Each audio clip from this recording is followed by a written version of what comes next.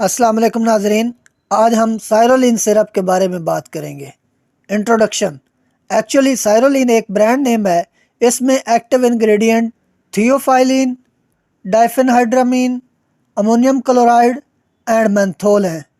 सायरोलिन Lee Mendoza pharma की product है। ये एक मल्टीनेशनल कंपनी है। Mechanism of action. अब हम बात करते हैं कि सिरप सायरोलिन अपना फंक्शन किस तरह प्ले करता है। सबसे पहले हम थियोफाइलिन को डिस्कस करते हैं। थियोफाइलिन एक एंटी अस्थमिक एजेंट है। ये अस्थमा के पेशेंट में सांस की नालियों को खोलने में मदद करता है। मींस के ब्रोंकोडायलेटर के तौर पर एक्ट करता है। इसके अलावा ये सांस की नालियों में मौजूद स्पोटम, जिसे हम आम लैंग्वेज में बलगम कहते हैं, उसको तोड़ता है और उसको बाहर निकालने में मदद देता है। नेक्स्ट हम बात करते हैं डाइफेनहाइड्रामीन की। डाइफेनहाइड्रामीन एक एंटी हिस्टामिनिक एजेंट है। ये एलर्जी को ख़त्म करने में हमारी मदद देता है। ऐसी खांसी जो कि एलर्जी की वजह से हो रही होती है उसको ख़त्म करने में हमारी मदद देता है।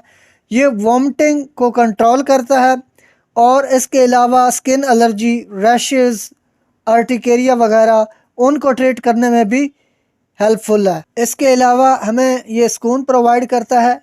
डाइफेनहाइड्रामीन के इस्तेमाल से हमें नींद आने लगती है। नेक्स्ट हम बात करते हैं अमोनियम क्लोराइड की। अमोनियम क्लोराइड एक एक्सपेक्टोरेंट के तौर पर एक्ट करता है। एक्सपेक्टोरेंट मींस के स्पुटम को बाहर निकालता है। इसके अलावा ये अपना डाययूरेटिक इफेक्ट भी शो करता है। मींस के इसके इस्तेमाल से पेशेंट को यूरिन ज़्यादा आता है। नेक्स्ट हम बात करते हैं मेंथोल की। Menthol is used in respiratory problems. Means कि अगर आपको खांसी के साथ साथ सांस लेने में भी दुश्वारी पेश आ रही है तो आप मेंथोल का इस्तेमाल आपके लिए किसी नेमत से कम नहीं है। यूजेस। अब हम सायरोलिन सिरप के यूजेस की बात करें तो number 1 in cough.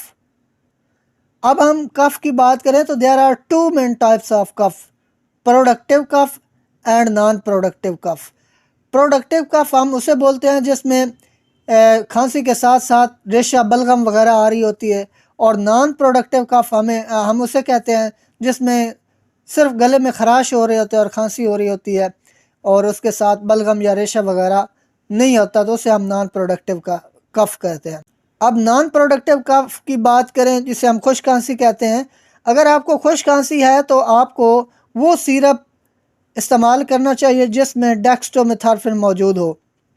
For example Hydrolin DM, Pacific DM, Combinol D, Corex D, ETC. ये कुछ बहुत ही इम्पॉर्टेंट सिरप हैं जो कि खुश खांसी में रिकमेंड किए जाते हैं। दूसरी साइड पे हम बात करते हैं प्रोडक्टिव कफ की। ऐसी खांसी जिसमें खांसी के साथ साथ आपको बलगम भी आ रही होती है, तो उसमें ऐसे सिरप का चुनाव किया जाता है जिसमें थियोफाइलिन, अमोनियम क्लोराइड और मेंथोल वगैरह मौजूद हों। तो उसमें हम बात करते हैं, नंबर 1 पे आ जाता है आपका सायरोलिन, नंबर 2 पे आ जाता है पैसिफिक मिक्सचर, या फिर इससे रिलेटेड जिनमें ये एजेंट मौजूद हों वो आप सिरप इस्तेमाल कर सकते हैं।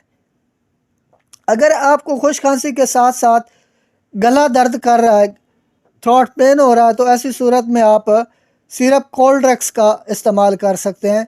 चूँकि इसमें पैरासीटामोल मौजूद है इसलिए वो आपके गले का जो दर्द है उसको वो कवर करेगा, ट्रीट कर। इसके अलावा हम सिरप सायरोलिन को अस्थमा में इस्तेमाल कर सकते हैं, ब्रोंकाइटिस में कर सकते हैं, एलर्जी जिसमें खांसी हो रही है उसमें इस्तेमाल कर सकते हैं। उसके बाद रनी नोज़ में भी आप सायरोलिन का इस्तेमाल कर सकते हैं। अब हम साइड इफ़ेक्ट्स की बात करें तो इसके जो मेन साइड इफ़ेक्ट्स हैं उनमें आता है डिजीनेस।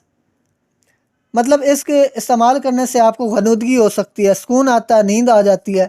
तो इस वजह से एहतियाती तदाबीर ये है कि इस सिरप को रात के वक्त इस्तेमाल करें या फिर उस वक्त इस्तेमाल करें जब आप फ्री हों। अगर आपने कोई एक्टिविटी करनी है जैसे कि ड्राइविंग वगैरह है, या कोई आपने कोई ऐसा काम करना है जिसमें आपको चौकन्ना रहना पड़ता है, तो फिर ऐसी सूरत में आप सिरप सायरोलिन का इस्तेमाल ना करें। दूसरा जो मेन साइड इफ़ेक्ट है इसका वो है एक्स्ट्रा यूरिनेशन। सिरप सायरोलिन के इस्तेमाल से हमें यूरिन आम रूटीन की निस्बत ज़्यादा आता है। और नंबर 3 पे बात की जाए तो इसकी वजह से आपको अब्डोमिनल पेन भी हो सकता है। तो ऐसी कंडीशन में आप अपने प्रैक्टिशनर से रब्ता करें और उनको अपनी कंडीशन के बारे में बताएं। अब हम इसके तरीका इस्तेमाल की बात करें कि हाउ टू टेक, तो इसमें दो तरीके आ जाते हैं। आप डायरेक्ट भी इसके 2 चम्मच इस्तेमाल कर सकते हैं या थोड़े से नीम गर्म पानी में इसके 2 चम्मच मिक्स करके तब भी आप इस्तेमाल कर सकते हैं। नीम गर्म पानी के साथ भी इसका जो अफेक्ट है वो काफ़ी जो है ना बेटर देखने को मिला है, तो आप पानी में मिक्स करके भी इस्तेमाल कर सकते हैं। तो ये थी आज की वीडियो अच्छी लगे तो चैनल को लाइक शेयर एंड सब्सक्राइब कीजिएगा। Thanks for watching video. अल्लाह हाफिज़।